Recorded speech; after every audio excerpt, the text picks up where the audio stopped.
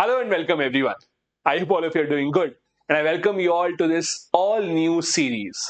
One common problem that almost all the UPSC aspirants seem to have is international relations. From where do we cover this?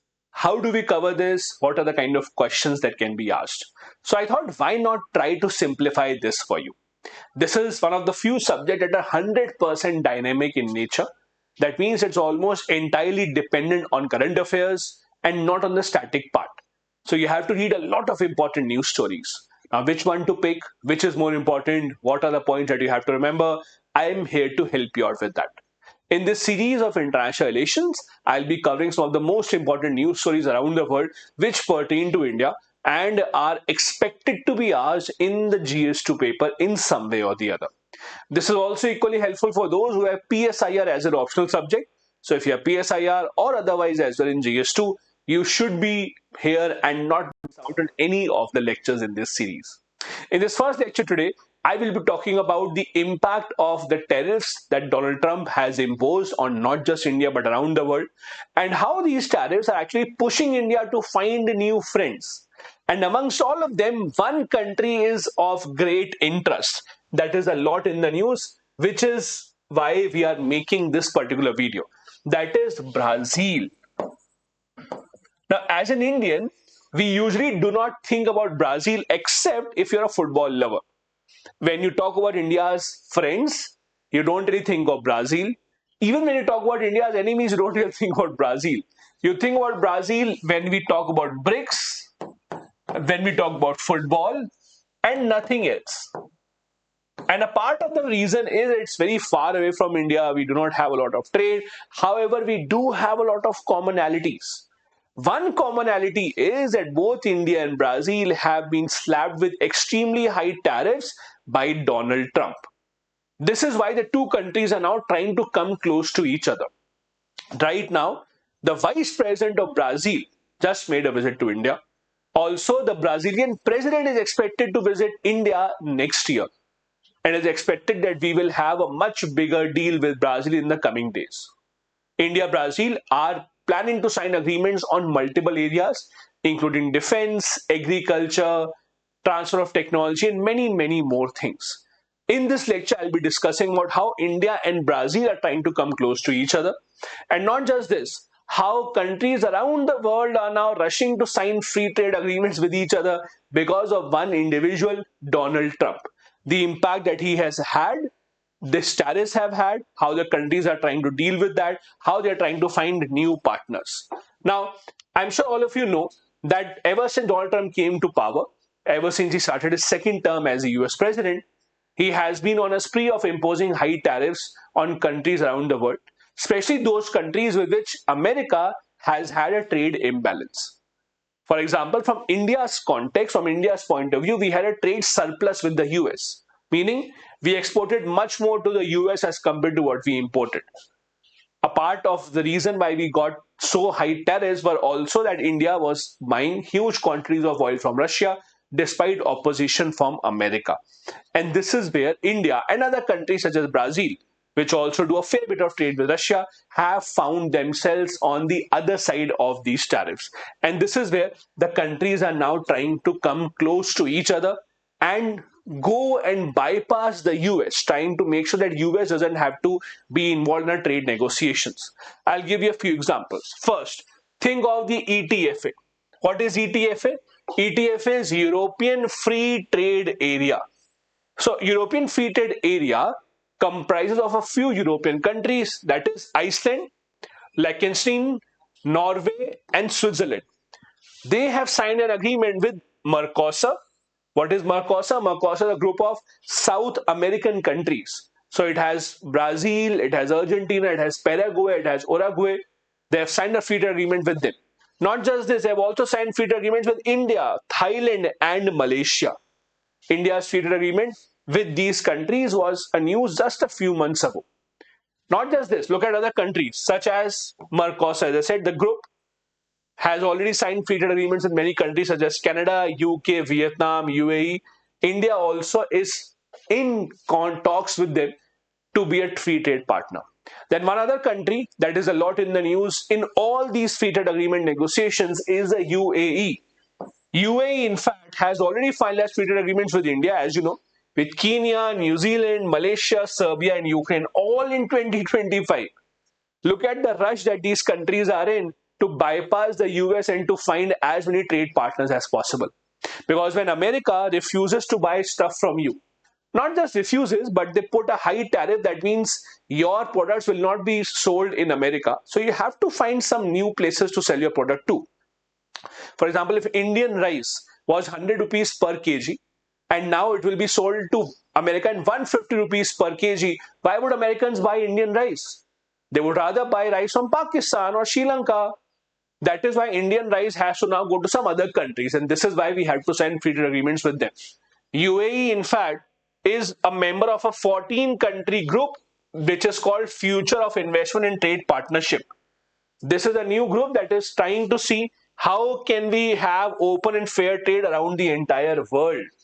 India is not a member of it, but there are countries that are now coming together to see how we can bypass America, how we can neglect the impact of Donald Trump and all his tariffs on us. Coming back to India, Brazil, which was the focus of this particular topic. As I said, the Brazilian vice president has been on a visit to India. We have also seen in 3rd of October, that is this year, just a month ago, we saw India's national security advisor having a meeting with the Brazilian counterpart. Then, as I said, the vice president of Brazil, who also holds the Ministry of Development, Industry, Trade and Services, he also was in India. He had said that we would like to improve our relationship with India. He, in fact, brought many industry leaders. Now, what is it that Brazil has to offer? One very important part with Brazil is one of those countries that has mastered the art of ethanol blending. You know, the E20 program that we have where we want to blend ethanol up to 20% quantity in petrol. Brazil is one of those countries that has already mastered it. They are way, way beyond 20% blending. This is something we can learn from them. They also have significant amount of oil and gas resources that can be of interest to India. They also have a good defense industry. There's a company called Embraer that makes aircrafts that again is of European or Brazilian origin.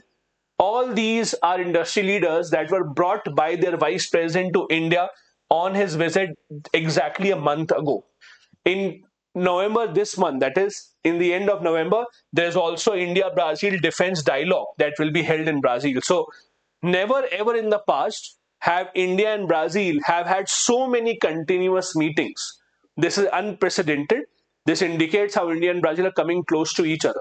India's Commerce Ministry said that India and Brazil should endeavor to conclude negotiation within 1 year from the launch of the negotiations. So everyone is trying to expedite it because they know that this is a time that they have to depend on each other. Interestingly, Brazil's own trade organizations, their Trade and Investment Promotion Agency, had recently said that the impact of American tariff will be huge on Brazil. However, the biggest increase in trade flow of Brazil will be with India. So from Brazil's side also, they are extremely optimistic about their relationship with India, and they do see a good jump in the trade numbers. Now, where can we trade? As I told you, one big part of Brazilian economy is the oil and gas resources that they have. Many Brazilian oil companies had sent their top executives to India. Agriculture, food, aviation industry. Embraer is a very big company, a big multinational that makes aircrafts. It is a Brazilian company. They also have been looking to join manufacture these aircrafts. Not just Embraer, but other companies, HL, etc., can play an important role here, and the mining sector as well. In a lot of these places, India thinks that it can be an important partner. Now, one other thing, we have been trying to make sure that all these relationships in Brazil is as diversified as possible. We don't want, again, to be dependent on even one single country. We want it to be as diversified as possible so that we are not dependent on them in the long run. This is where you have to understand Brazil and India's philosophy. Brazil's philosophy has always been this, that they want autonomy through diversification.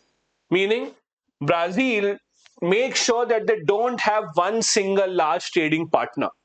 They make sure that they trade with as many countries as possible. That has always been their strategy.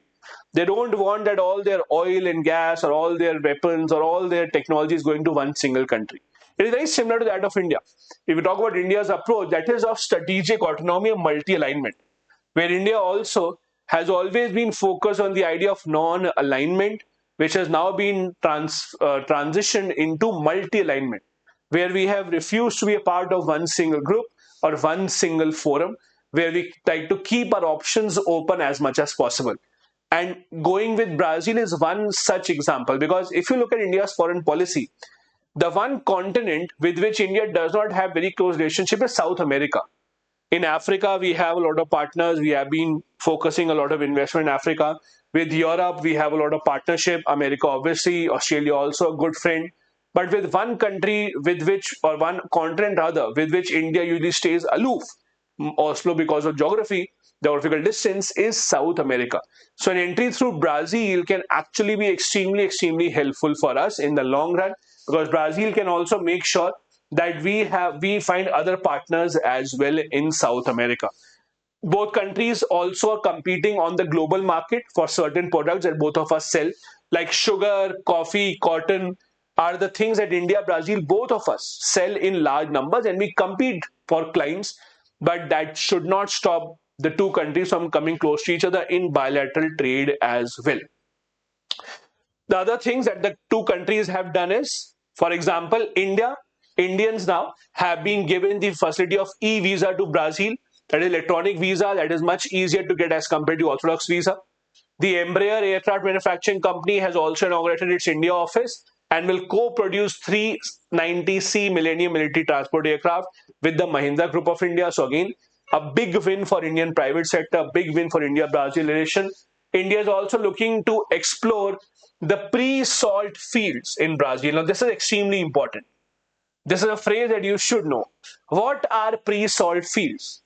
So in Brazil, pre-salt fields basically means that there is a very thick layer of salt, let's say extremely thick layer of salt. Under that, there are oil reserves. Because after the oil reserves accumulated over the centuries, salt got accumulated on top of that. So pre-salt means before salt. So before salt would have accumulated, there were oil reserves. That is why these are called as pre-salt fields. These are very famous. These are in Buzios and Tupi in Santos. If India can explore that, it will also help India to diversify its oil buying. As you know, India is such a huge buyer of oil and gas. We don't want to be dependent on one single country. Of late, we have been buying a lot of it from Russia. We would like to diversify that. It would also help us improve our relationship with the US. So exploring these pre-salt fields in Brazil can be the way forward for us. And companies in India, such as Hindustan Petroleum, Bharat Petroleum, etc., are looking to find partnerships in this regard as well. It is expected that Indian companies may participate in the auction of 6 exploration blocks in Brazil by 2026, that is next year. So a lot of good things happening. You can expect a lot of other news coming in between India and Brazil. In the end, one other factor. Trump's tariffs have not just made an impact on India, but other countries around the world as well. However, that has not really impacted countries in a way that you may have thought. Look at China, for example. Despite all that criticism, despite all those tariffs that Trump has imposed on China, what has China done? Look at this. China's export growth has in fact increased by 8.3% in September 2025, despite their export to US decreasing by double digits, which is a huge achievement. 2013, since then, China has always been the biggest trader in the world since 2013. This is a lesson that we can learn, that despite the tariffs being imposed, despite not being on great terms with America, China has been going ahead with its growth engine story. That is where 2026, when the Brazilian president comes to India, India should keep its fingers crossed and should try to ensure this multi-alignment goes ahead as much as possible. These tariffs imposed by Trump, China has shown us the way of how to deal with them, of how to make sure that rather than being bogged down by these tariffs, you can fight against it and you can actually come out as a winner. Something that India can also learn. I hope this was helpful. I'll be bringing many more such videos on international relations as well. Do stay tuned. If you want this PPT, do join my Telegram channel. The link is in the description of the video. If you're new here, do hit the like and the subscribe button as well. In the comment section, you can always tell me how do you like this video and what other topics would you like me to cover for you. Thank you so much. Bye-bye. Jai Hind.